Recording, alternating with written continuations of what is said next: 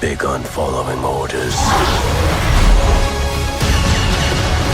I wasn't planning on killing you, but you're making it very tempting.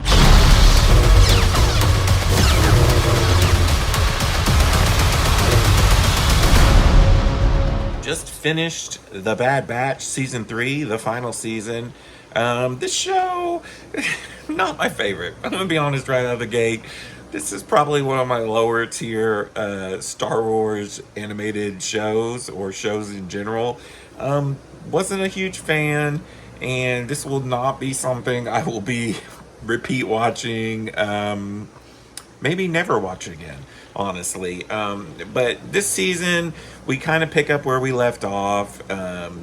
Omega was captured, and the beginning of the season, we start off with her trying to escape. She gets Crosshair out with her, and then she kind of gets captured again, this time on purpose, and then we kind of finish off with them trying to rescue her again for a final time. There's more to it than that, obviously. I will say that this season was better in the filler aspect. Season 2 was just so much filler. It feels like nothing for this whole series, really. Nothing really ever happens. But specifically in Season 2, you had like a really good season finale, a really good opening, and then a lot of nonsense going on, which happens a lot in our Dave Filoni animated shows.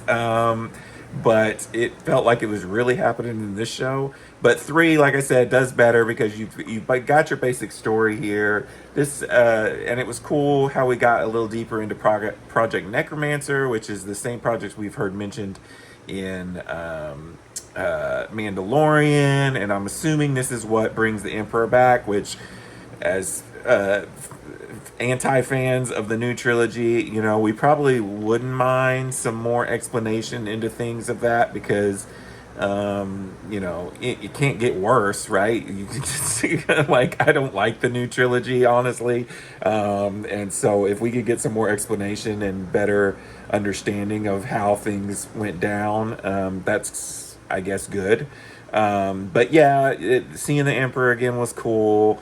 Learning more about Project Necromancer, about how obsessed the Emperor was with basically cloning and bringing himself back.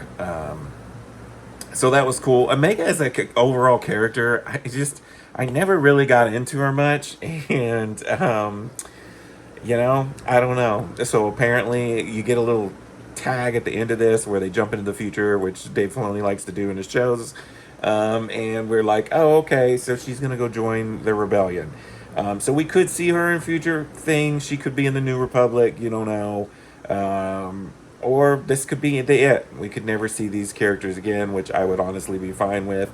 The Bad Batch as a whole, I've, like I said, never really been a big fan of.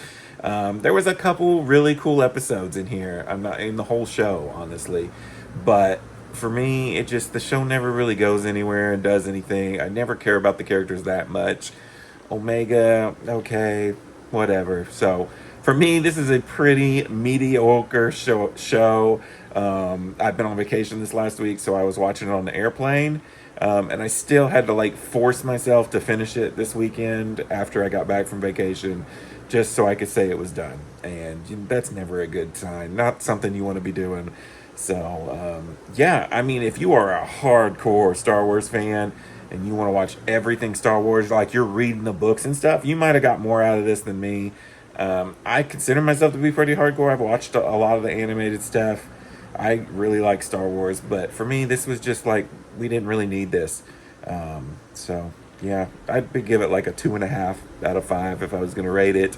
But yeah, I am interested in seeing what the future of Star Wars animation is, because right now I don't know of anything that is in the plans or in the works. We just got Tales of the Empire. I mean, we could, I guess, get more seasons of that, or Tales of the Jedi, but are we going to get a new show, or is Dave Filoni focusing on live action stuff now, and we're just going to have a pause in the animation, or they're going to give it to somebody else. Because I have liked some of the animated stuff. I would like, if we were going to get some more animation, is something in a new time period, or something in the New Republic era between 6 and 7, or something beyond that. But I don't know.